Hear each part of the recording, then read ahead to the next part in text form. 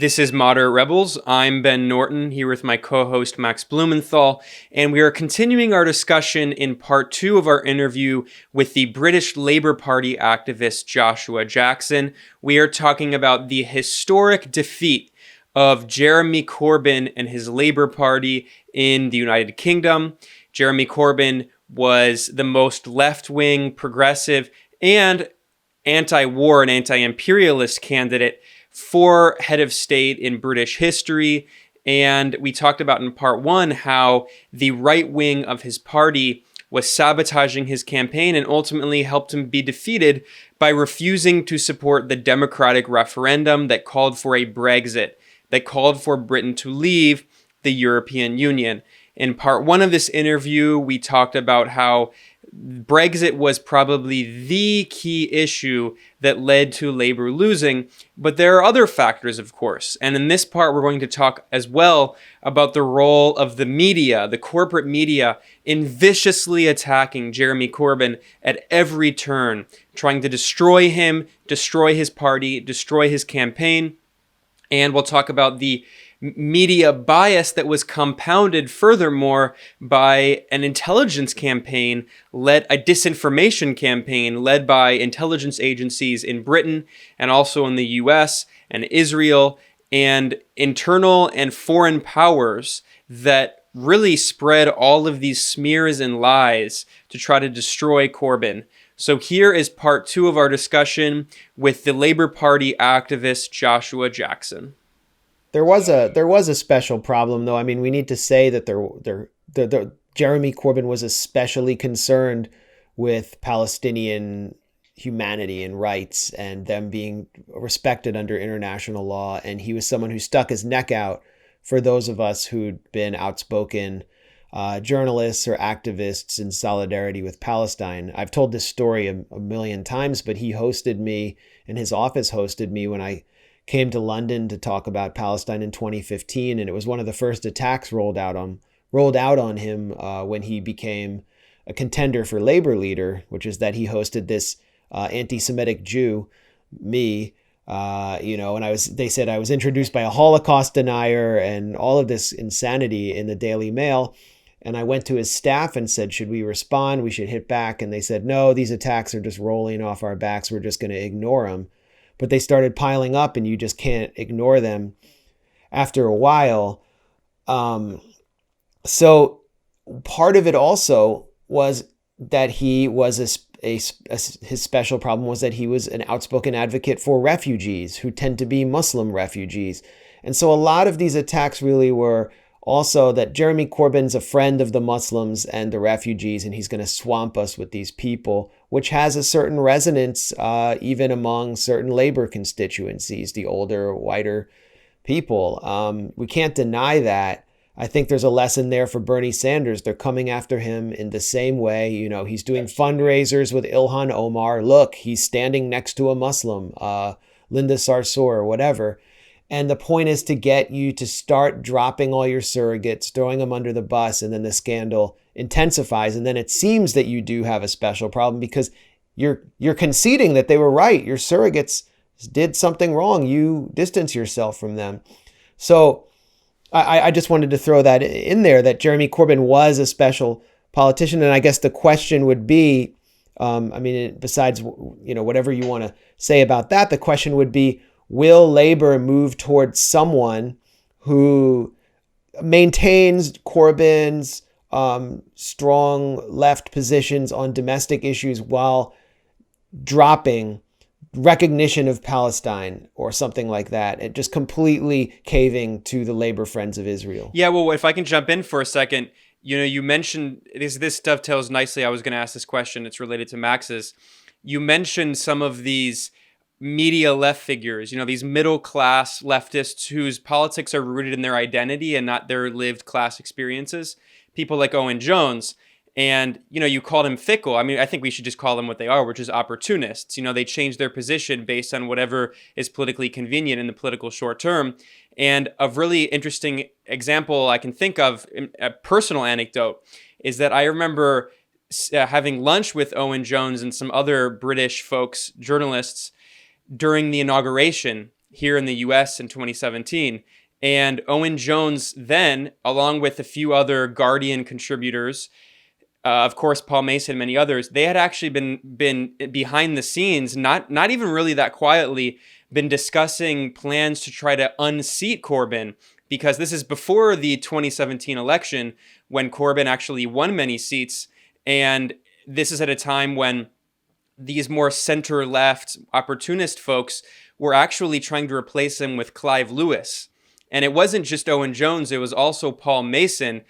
Paul Mason, you've mentioned here, this is a notorious, a pro-NATO so-called socialist and a major kind of media left figure. And The Sun, which is, a tabloid rag, but The Sun actually published a leaked recording, which is true, of him in a bar discussing they had plans to try to unseat Corbyn and replace him with Clive Lewis. And again, this is at a time when Corbyn, this is before the historic election when he actually won seats from his campaign saying that they were going to honor the referendum. So, I mean, this gets to Max's question too. And how much do you think that from the beginning, many of these more center-left and Blairite forces within the party, they never liked Corbyn, and especially the main problem they had with Corbyn was his support for anti-war and the anti-imperialist movement. I mean, this is a co-founding... And Palestine. Specifically. This is a guy who was a co-founding member of the Stop the War coalition. So, I mean, this goes to Max's question. How much do you think that there was a congruence here between these kind of center-left media forces who were uncomfortable with Jeremy Corbyn's opposition to the proxy war in Syria, uncomfortable with his support for Palestine? Because it seems to me that they actually might not even, I'm not saying that they wanted Labour to lose, but actually they might feel like they're in a stronger position now because they can bring someone like Clive Lewis, who's more center-left but doesn't have the anti-war Or Rebecca policies. Long Bailey, or someone like Rebecca Long Bailey, who will also kind of reflect some of the left positions of Corbyn domestically, but could be inclined to drop recognition for Palestine. Yes, so I think and just obviously try and take this apart, I think one of the fears that I have right now is that we will have someone who domestically is on the left, is socialist, but internationally in terms of foreign policy, much closer back to the United States and US foreign policy positions on Palestine, on Bolivia, Venezuela, Cuba, and, embraced much more belligerence towards Russia and China, because I think that was probably the thing that I would say a lot of these opponents of Corbyn hated the most. Not that he wanted, national ownership in Britain, but actually because of his foreign policy positions, which were so opposed to anything. Most left Labour leaders had never embraced a foreign policy quite like Jeremy Corbyn. And I think that was one of the things which was just so anathema to people, particularly who had served under kind of the Blair government, who had been used to working so closely with, US imperialists and warmongers, that Corbyn was a complete break with that and would have absolutely kind of turned British foreign policy, potentially could have turned British foreign policy on its head. And I think now there's going to be a push. I think one of the lines that we're going to hear is that, they want someone who, let's say, someone like Corbyn, but without the baggage. And what they mean by baggage is effectively support for Palestine, opposition to US intervention, and someone who, let's say, will be tough against our supposed geopolitical enemies, but obviously they just mean the geopolitical enemies of the United States. And I think that is the danger that appear, and they tie this to things like credibility and electoral electability. They'll say that the only way to be credible is to adopt these very reactionary and imperialistic foreign policy decisions. And we've already had people like Paul Mason on the news saying that one of the reasons that Labour lost was that it was not tough enough in its foreign policy towards Russia, that it wasn't respectable. Yeah, Paul Mason said working class voters would have supported Corbyn more if he had been opposed to Russia. What? So working class voters want war with Russia? This is absolutely ridiculous. And, for all my time on the doorstep in the cabinet, not one person ever mentioned Russia at all. And Oh, that Jeremy Corbyn, he won't do the Magnitsky Act. Come on. We need global Magnitsky. So, I mean, I think that there is this desire to replace Corbyn with someone who, at least I suppose, a lot of, I guess, the establishment of sort of liberal forces can sway to kind of move to the centre, at least on foreign policy issues. And I think the problem is that Corbyn was one of the very few people who had the track record of anti-imperialism, of solidarity with Palestine, of speaking up in defense of Venezuela and these places. And there's not really anyone else like that. And a lot of those people, sadly, lost their seats at this, election now. And I think, to be honest, that was part of what I think a lot of those on the right were hoping, is that we would have a defeat so catastrophic that would get rid of a lot of the, who would have been perhaps people who had Corbyn's politics, people like sort of Laura Pidcock, who was an MP. She lost her seat, but she was someone who was a lot more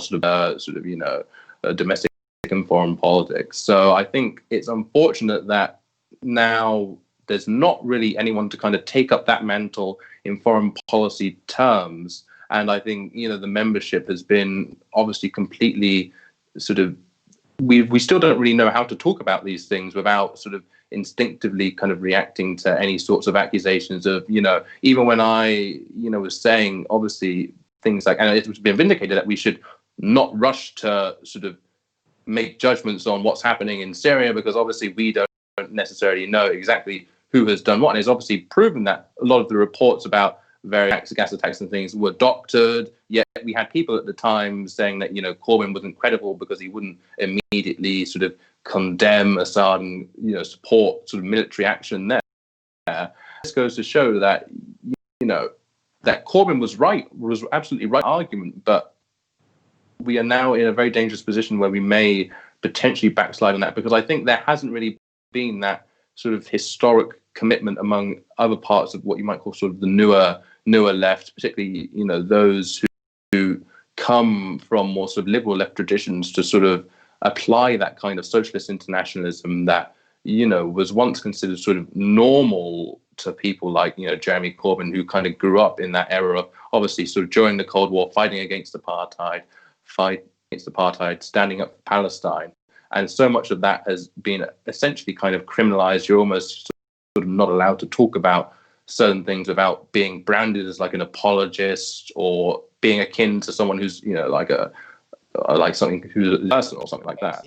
Yeah. All the activists against U.S. intervention in Central America in the 80s would today be branded Orteguistas, Saddamistas if you oppose the Iraq War, and now we're all Assadists. Well, and tankies now. I mean, it's been so normalized. You have all these neoliberal... Is a mainstream.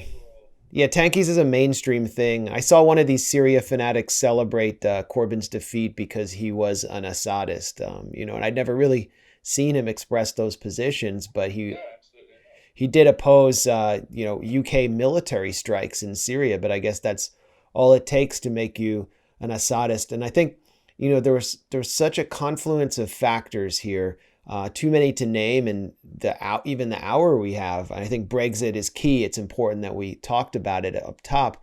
There's just such a confluence of factors against Corbyn even getting close to Johnson in this election, including, the sins of omission of the media that Johnson wrote this book, 72 Virgins, which accuses Jews of controlling the media. The book itself is just, the cover of it is just heinously Islamophobic.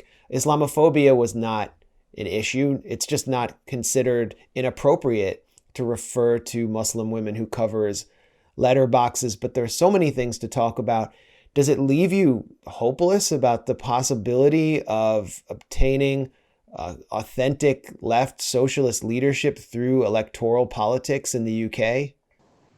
Well, look, I mean, I think one thing which I've always said is that one of the problems of the British left since the kind of militant trade union movement was smashed in the 80s is that we've been overwhelmingly reliant on the free aspect of the Labour Party. We've been overwhelmingly reliant on this notion that the only way to affect change is by, winning elections and such and such and such. Whereas if you look at the left in other countries, and I think even the US is potentially better at us than this, there is sort of like a social movement behind it. You do have these movements which can get sort of, tens of thousands of people streets protesting. Obviously, if you look in Latin America, you look in places like, Chile, Bolivia, Venezuela, the left there all has like an extra parliamentary component. There is a social component, a popular component, which is rooted among working class communities. And in Britain, we don't really have that. Since sort of the decline of the trade,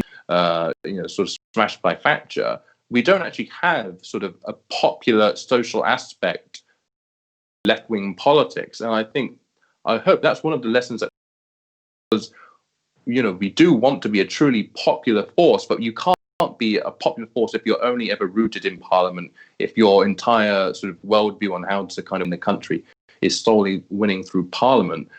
Whereas I think, if we could build a strong movement rooted in working class communities, which could understand their, orientation and put it into a genuine political program, then that would be a much better basis to win in parliament off the back of a strong social movement. But a lot of thinking is just in terms of how can we win this percentage of the electorate? How can we appeal to sort of old voters? How can we appeal to voters who live in towns or village or whatever? Instead of thinking about how can we, have a popular victory among the working class, who are, of course, based everywhere, every race, every religion, and all of that. So I think, obviously we do have to recognize the fundamental thing that, the class struggle is very long. There will be probably many more defeats, but there will also be victories. There will also be leads. What we absolutely have to do is just commit ourselves to the lessons and waging what I call sort of ceaseless struggle against, the right, both outside of the Labour Party, but also those party who do not want to learn the lessons, who want to, take us back even further back to, Blair, and want to put in like a quick fix, say just replacing Corbyn with someone who doesn't have the same foreign policy, positions, but recognizing that it is all linked, that will never be able to truly affect change in Britain if we don't actually approach, if our socialism isn't genuinely internationalist, if we aren't willing to challenge, US imperialism and all of these sorts of things. So I think there is hope that, because we've suffered such a catastrophic defeat, that some people will truly reflect and truly realize that we have to do something differently. Obviously, time will reveal to what extent, to how large that trend will be. But I'm hoping, particularly among, because they're saying, oh, I knew our position on the second referendum was wrong, or like, oh, I wish we had done, and like, oh, I guess, people who said we should respect Brexit were right. I hope that those people will now harden, will develop a much more critical politics, so that when these issues arise again in the future, they won't back or have the strength to sort of say, we're going to stick with our principles, we're not going to waver. So, I mean, I think I have the same hope, which I've kind of always had, is that eventually, so long as there is a working class, that you can win in the end. But obviously, it's just going to take a long time, organization, and ceaseless struggle. Yeah, and I want to go back really quickly and dwell on this issue of anti-war and anti-imperialist politics, because I think this is also one of the keys to understanding the unprecedented smear campaign against Jeremy Corbyn. As for that smear campaign, I mean, it's something that has been scientifically measured. This university published an incredible study with this graph showing the bias in the lead up to the general election, and it found that with an overall evaluations of different British newspapers, there was a net positive bias in support of the Conservatives by 4%, and then there was a negative 91% against Labour, and then for overall evaluations, it was, and these are in this case, this is counting the number of positive and negative stories. There were nearly 30,000 net pro-conservative stories and negative 70,000 net anti-Labour stories. So more than overall, if you took the positive and negative and balanced them out, there were an excess of 70,000 anti-Labour stories. So we're talking about unprecedented insane levels of attacks. And we at the Gray Zone reported on how many of these attacks were being backed by UK and American intelligence agencies. And also the journalist Matt Kennard published a report looking at how at least 34 major national stories came from British and also American intelligence agencies. So it's clear that there was a massive campaign. And I would argue, and I'm curious what you think about this, that I think there was such an unprecedented campaign, not necessarily just because of Corbyn's left-wing domestic policies. And of course, corporate media outlets, which are owned by billionaire right-wing oligarchs, of course, they don't want to pay taxes. They don't want to nationalize, the commanding heights of the economy. Of course, they oppose those policies. But the thing is, if you look at a lot of these kind of soft left, pro-imperialist left circles like Paul Mason, this is, again, the columnist who defends nuclear weapons, defends NATO, who supported Russiagate. Their main criticisms of Corbyn were that he was an anti-imperialist, that he was committed not just to supporting Palestine, but opposing the war in Syria, opposing the coup against Venezuela, recognizing Venezuela's legitimate government. And if you look, NATO itself, Norway has been a member of NATO since its foundation. It's a founding member. Norway has many of these social democratic policies that the Labour Manifesto was calling for. So I think from day one, the biggest problems people had with Corbyn was that he was a committed anti-imperialist. And if you look at some of the same people attacking Corbyn for this, they're also the same people who have been viciously attacking Max and me in the Gray Zone for our reporting on Syria and such. And this dovetails into discussions of the kind of opportunist media left, because I remember an incident a few months ago when there was a Stop Boris Johnson rally, and the socialist union organizer Eddie Dempsey was on this panel for speakers at this rally, which was headed by Tariq Ali and these major left-wing voices. And Eddie Dempsey was invited. So in return, Owen Jones and also Ash Sharkar, so these two middle-class media leftists who become like left-wing celebrities, who were pro-Corbyn, but also who were soft on the anti-Semitism allegations, the ridiculous witch hunt, who also say almost nothing in opposition to war and empire.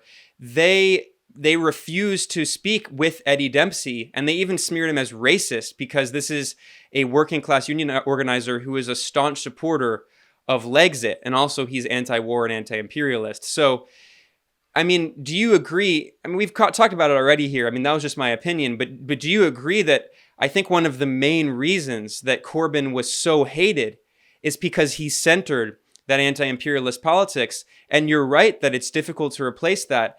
And I share that fear that there are very few people in Labour who do share that kind of anti-imperialist politics, and they might move to the left domestically, but they're just going to go back to, like Elizabeth Warren, they're going to go back to the pro-war, pro-imperialist consensus.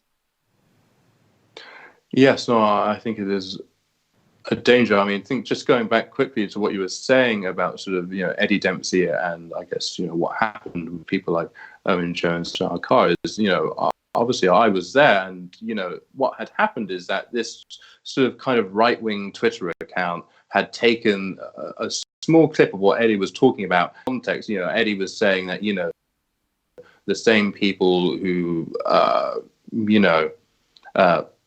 sort of a lot of the people who obviously have now had sort of kind of sympathized with like a lot of the working class people who have been abandoned by sort of the mainstream political parties, by Labour, these working class people who and unfortunately turn to the right.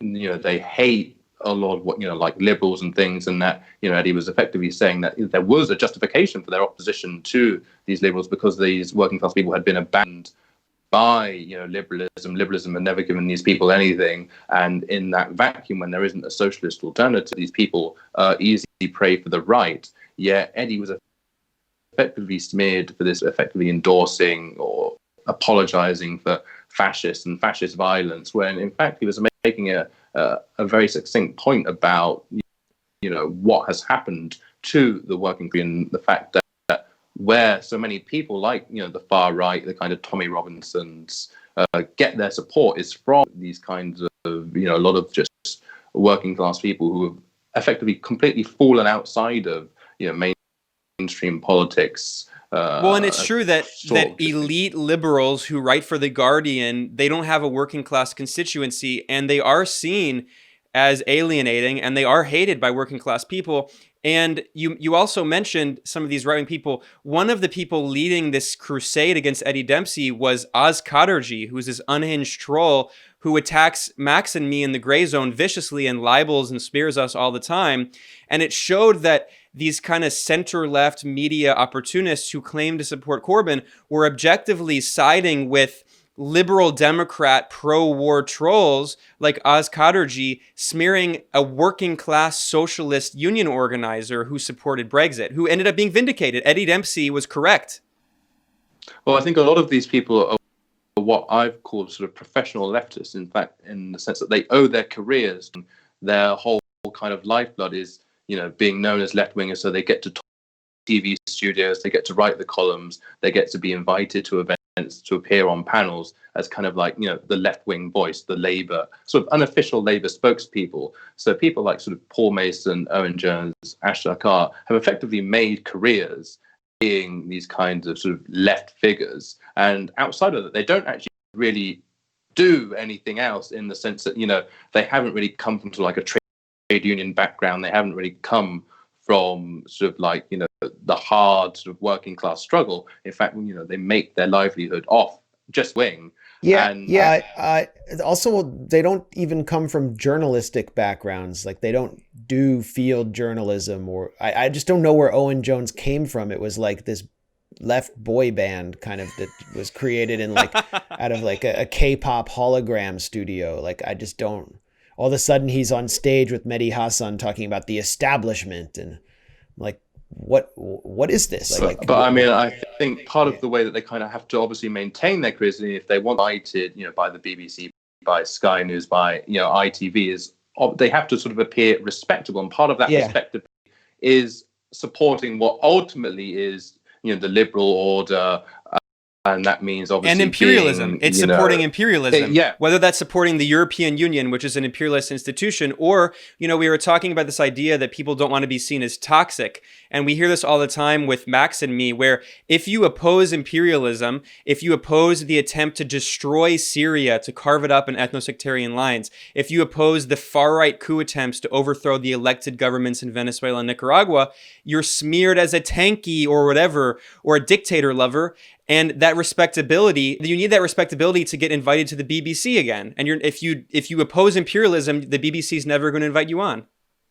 I have a really good and entertaining anecdote here, since you both brought this up. There's a pundit at the New Statesman. I forget her name. She's Grace Blakely. Grace Blakely, yeah. So you know the story. So she went online just completely unprompted. I never heard of her before, and said that my book, The Management of Savagery, was the best book of 2019, and it was this scathing indictment of Western foreign policy. So, she just read my book and loved it. And the next thing you know, the wrath of regime change God comes down on her, and all of these, anarcho-neocons and Trotskyites, James Bloodworth, who's just this full-scale industrial-grade neocon who used to be a trot, or I don't know if he still is, really went in on her and illustrated that I'm an Assadist and that I'm, toxic. And so she completely reversed course, denounced me, said that I'm an Assadist, that my book isn't, after all, the best book. She didn't find any Assadism in the book. But, in any case, she clearly had to appeal to respectable Europeanist opinion in order to maintain her stature as one of these kind of professional left pundits. And it said it all to me right there. And I think says a lot about the pressures that Corbyn faced, someone who comes from an authentic left background.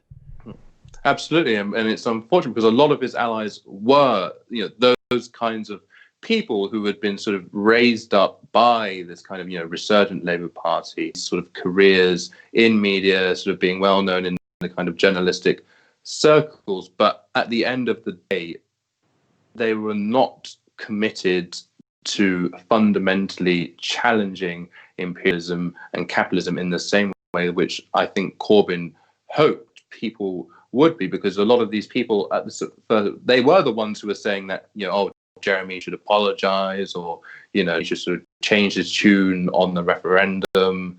So many of these people who were supposed to be on the left were parroting lines which had come from the right or from sort of liberal billionaires about, that we have to remain in the EU and these sorts of things. And I think, unfortunately, there wasn't that kind of apparatus around him. And I think one of our failures is political education, because a lot of political education on the left in Britain comes from these personalities. So, people, as we said, like kind of Owen Jones, Paul Mason, Ashley Carr, Grace Blakely, like some of them, they mean very well, but a lot of how, they're very much kind of individuals, or they themselves are the kind of like, they're the face of kind of like everything they do, they're always the face of it. Whereas sort of kind of, we're not putting up political education in what you might call sort of like a general sense, talking about sort of, it's not the Labour Party itself, what our correct perspective should be, but rather it's these individuals. So everything is through this kind of prism of individualism, almost kind of narcissism, where it's all, about people, they're interviewing Labour leaders, they're getting access to sort of, the offices, they get the inside track during their campaign, where instead, to me, we should be kind of trying to raise up sort of just ordinary working class people. We should be trying to do political education in a general sense, and not sort of center it around these particular individuals who, although they mean well, have no actual accountability in the Labour movement. When they make mistakes, there's no actual way to correct them. There's no actual way to make sure that they actually represent what the feeling of the working class. They just sort of, as say what they want, and they can change their tune so quickly. There's no actual process there, because people like Owen Jones, once upon a time did support, a left-wing sort of Brexit from the EU, but inexplicably sort of changed his mind. We have had loads of people who have sort of at one point sort of supported leaving, yet obviously because of pressures they've suddenly changed their tune, and then that means that the people who a lot of Labour activists look to for kind of guidance are these people, and they only get what their view is, because there's no other place people can really go for political education other than these sorts of kind of left celebrities, as it were. All right, Josh, so we'll have to wrap up in a second here, but I have two final questions. One, Jeremy Corbyn has said that he's going to step down and there's going to be a new election for Labour leader. And from what I understand, Labour leaders are voted by the constituency of the party. So it actually does seem like it's possible, considering the members of the party are largely much more left-wing than the parliamentary wing. It looks like there could potentially be a new left-wing leader, although we were talking about how there's definitely going to be a concerted campaign to prevent that leader from being anti-imperialist. So I'm wondering what you think about the upcoming potential Labour leader election, who you think would be good candidates. I've seen some discussion of Ian Lavery, but also I've seen a discussion of some other figures. We mentioned Clive Lewis. What's your sense of who potential successors to Corbyn could be, and who do you think are the kind of preferred candidates of maybe the Blairites or the establishment, more center-left folks we were talking about, and then who are your preferred potential candidates for the next leader of the Labour Party? Yeah, so I think this is a very important question. I think my first thought about this is that we absolutely cannot have someone who was blowing the Remain foghorn, blowing the foghorn of the second referendum. So immediately people like Keir Starmer, Clive Lewis, who have been some of the most vocal, some of these people who even intentionally kept away from their campaign because they were so sort of top class people. I don't think any of those individuals can be the next leader. I think when we're looking for a new leader, we have to look at the kind of leader that Labour needs. And I think one who can begin that process of reconnecting with working class communities and sort of fundamentally changing how Labour relates to these communities. So instead of just going to them every 5 years asking for votes, I think we should be grounded in these communities all year long. So if Labour has resources, it has nearly 500,000 members. There's so much more we could be doing to be mobilizing popular support in these communities and actually actively changing lives, even if we're not in government. So I think we have to have a leader who understands the importance of working class politics. As you're sort of saying, the prospect of having kind of another upset, I think, firstly, the right will be more savvy about it this time. Corbyn, they never expected him to get on the ballot. It was sort of, a last minute thing, because to be on the ballot for Labour, a certain amount of nominations from the parliamentary wing of the party to appear on the ballot before the majority of members. Now we managed to get that threshold lowered at the party conference. So I think,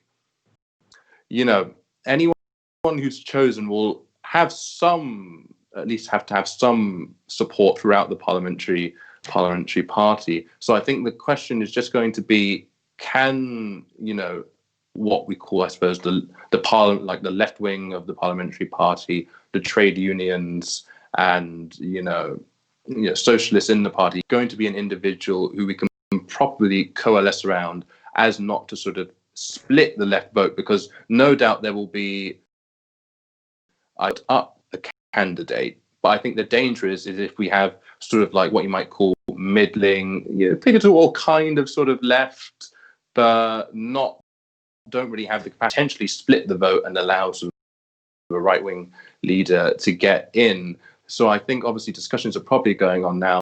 Obviously, I'm not privy to what those discussions are about, who kind of, and I think, as I said, I hope it's someone who can reconnect with our working class base, because it's so important to recognize that the only way we're going to, and the only way we actually can, even just in pure electoral terms, is getting back the working class voters who we lost. I think in terms of names right now, I think, for me, I would like to see someone who has, firstly, someone who has a track record, someone who we can trust to hold true to those positions, someone we know who has done a lot of the work. And for me, I think, a person like Ian Lavery, who is the current chair of the Labour Party, would be excellent in that sort of role. I think, he is someone who comes from a trade unionist background, a working class background, and he is someone who has expressed those anti-imperialist positions.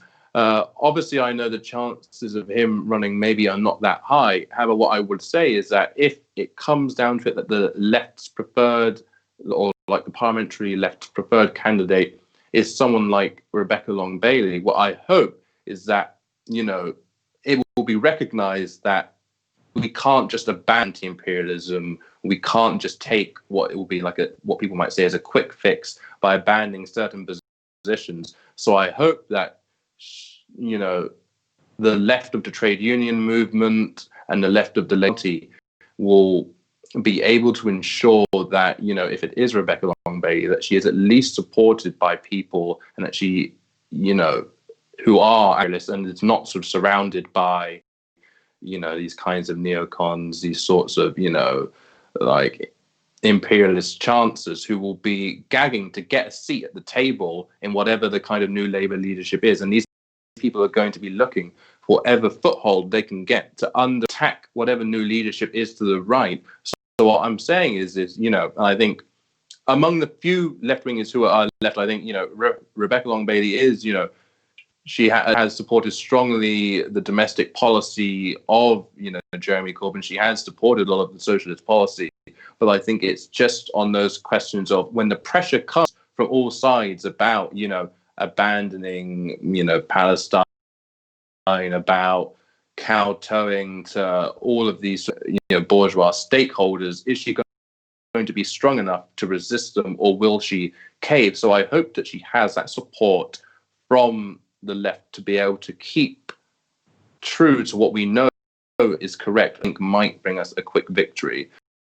So I think that's sort of a lot of the thoughts that are going on right now. Yeah, and then finally here, I understand that as someone living in England, this might be a more difficult question, and people throughout the UK have different views on this. But one of my views personally is that as awful as this historic loss was, and it is very bad for the left, really worldwide, not just in the UK, at the same time, it, as with any historical incident, it also opens some historic possibilities. And I think specifically that would be, frankly, the breakup of the United Kingdom, which, this is a colonial power and it's much weaker than it was 100 years ago at its, height of power. But we have seen hints in the past few years, and especially since this most recent election, that now Scotland might potentially leave. And of course, there was a referendum on independence, and it was very close. I believe 55-45. And immediately after the election, the SNP, the Scottish National Party, did not waste any time. They won 48 of the 59 seats in Scotland, and the leader called for a new independence referendum. So that's part one of my question. I'm wondering what you think about that. The SNP is pretty left-wing, and their leader, Nicole Sturgeon's pretty progressive. And then the other part of that question would be, there's been discussion on when Boris Johnson was trying to push through a Brexit plan, and then there was going to be a potential no-deal Brexit, etc. There was a discussion of whether or not there would be a hard border in Northern Ireland. And I think this is one of the key questions in Ireland right now. And now that Corbyn unfortunately has been defeated and Boris Johnson has won, do you think that actually opens up the potential for reunified Ireland, where there might be folks in Northern Ireland who decide that they would rather stay and not leave the EU, and in order to do that, they join with Ireland? So for the first time in centuries, there's finally a united Ireland. What do you think about those prospects? To me personally, I'll say I think those would. I mean, if the option is to stay in this, barbaric neoliberal hellscape ruled by the Tories and Boris Johnson, that does seem, for the people, the working class of Scotland and Ireland, that seems like a better alternative. But of course, they would still be in the EU. So I'm wondering what. And then, of course, at the same time, dividing up a country isn't. In this case, it might be progressive, but it can actually hurt the working class. So I'm wondering what you think about the potential for an independent Scotland and reunited Ireland.